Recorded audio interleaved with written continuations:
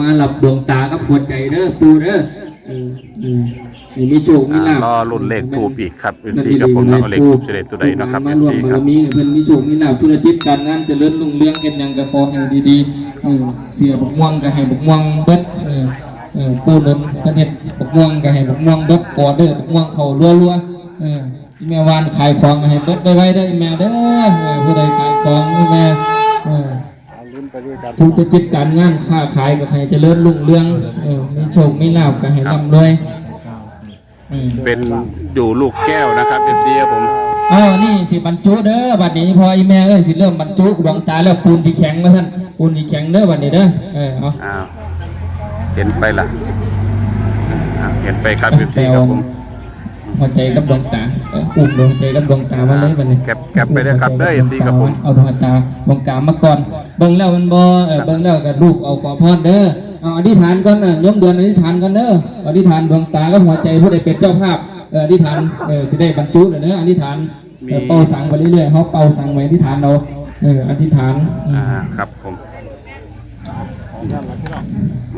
เห็นแล้วนะครับเนาะเลขในลูกแก้วครับแต่งขันหามาแบบนี้แต่งขันหามาจังผลละเข้าไปผลละเลี้ยงคิ้วเข้าไปผลละบัดเลี้ยงคิ้วเข้าไป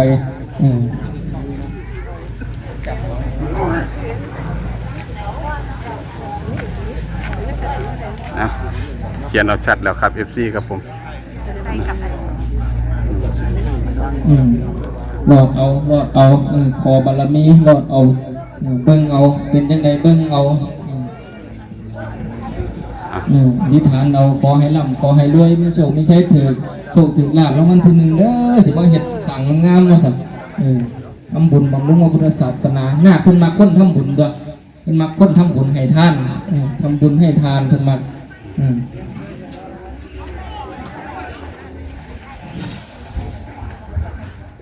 ถ้าเบิ้งแล้วสิบรรจุได้วันนี้ปูนสีแข็งเด้อปูนสีแข็งเอาปูเอามาเลยเห็นด้านนี้สวดยันโตเด้อน้องตานิมนต์สวดยันโต97อะไร773กับ15นะครับ630นะครับ FC ผมมี630ด้วยนะครับ FC จันดูขึ้นไปเบิ่งดูน้องตาเลยเอามาเบิ่งเลยเพราะว่าต้องบรรจุอยู่แล้วดวงตาขึ้นก่อนจังใส่หัวใจเอาบ่มีตาไปบ่ได้สยันโตโพธิยามุเรสากยานังนันทิวัตโนเอวังตวังวิชโยโหหิจยาจุชยมังคะเรอปราชิตบันลังเกเสปทาวิโบกคะเรทิเสเจสัพพพุทธานังอัคคปัตโตปโมทติสุนัขตังสุมังคลังสุปภาตังสุโหจิตังสุขโนสุโมโหโตตังพัมมจาริสุปทัจจินังกายกรรมังวาจากรรมังปทัจจินังมโนกรรมังปณิทิเตปทัจจินากัตตวารรพันตเถปทาชิเนชยันโตโพธิยามุเรสากยานังนันทิวัตโนเอวังตวังวิชโยโหหิจยาจุชยมังคะเรอปราเจเสปทาวิโบกคะเรอภิเสเจสัพพพุทธานังอัคคปัตโตปโมทติสุนัขตังสุมังคลังภาตังสุโหจิตังสุขโนสุโมโหโตจะสุเยนทังพัมมจาริสุปทัจจินังกายกรรมังวาจากรรมังปทัจจินังมโนกรรมังปณิทิเตปทัจจินานิกัตตวารรพันตเถปทาจิเนชยันโตโพธิยามุเรสากยานังนันทิวัตโนเอวังตวังวิชโยโหหิจยาจุชยมังคะเรอปราเสปทาวิโบคะเรอภิเสเจสัพพพุทธานังอัคคปัตโตปโมทติสุนัขตังสุมังคลังสุปภาตังจิตังสุขโนสุโมโหโตจะสุเยนทังพัมมจาริสุปทัจจินังกายกรรมังวาจากรรมังปทัจจินัง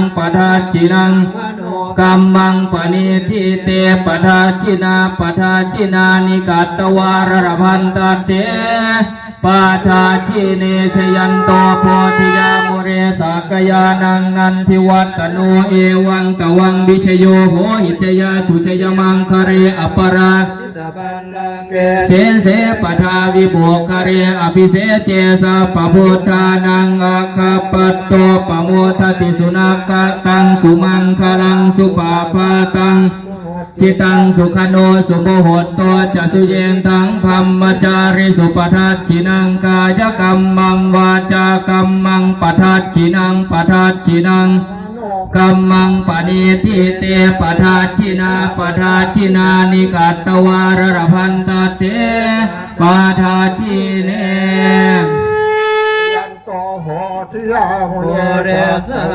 นังนันทิวัตโนเอวังตวังวิชโยโหหิชยาชุชยมังคะเรอปราชิตบัลลังเจเสเสปทาวิโมกะเลเจสะปะพุทธานังอาคาปัตโตปโมชติสุนัคาตังสุมังคลังสุปาภาตังสุโหจิตังสุขโนสุโมโหตโต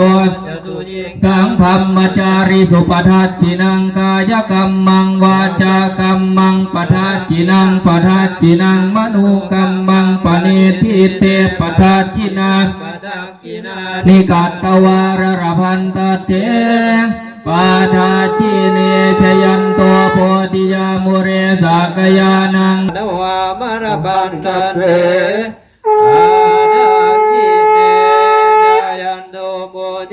ตปันลังเกสีเสปทาวิโปทะเลอภิเสเกสาภวุฒา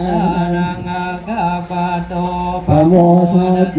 สุนักตังจุมาคาลังจุปาภาตังจุโหติตังสุขโนสุโมโหโตจะสุยิกังพรหมจาริสุปเอามันอยู่ไกลนะครับนะออกตรงๆครับ214มาอีกแล้วครับพี่ซีครับผม214นะครับอยู่ที่แตงโมครับพี่ซีผมโอ้ยงวดนี้มาอีกแล้วครับ214ครับพี่ซีครับมาอีกแล้วครับพี่ซีผม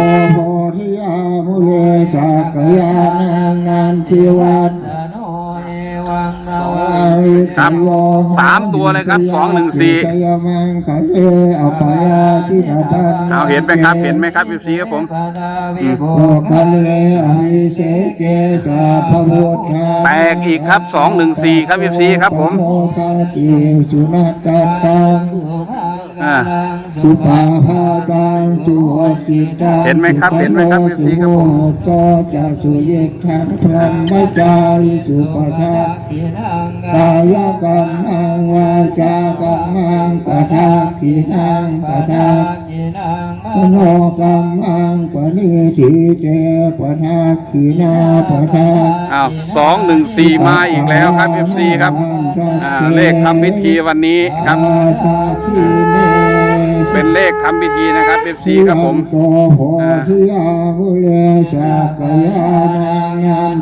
เห็นไหมครับงวดนี้ได้ตัวเดิมครับ214ตรงๆเลยครับ FC ครับผม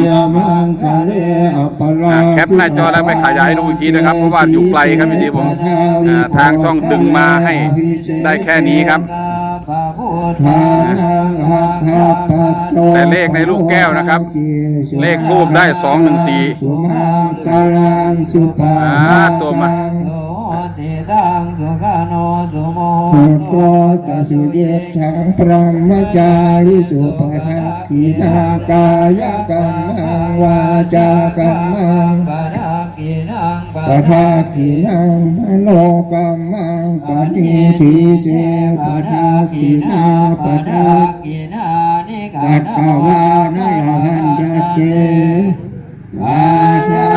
ครับผม214ตรงๆเลยครับ FC ครับผมเลขทูบครับ FC ครับเลขที่เขียนเอาไว้ถูกหมดนะครับมี19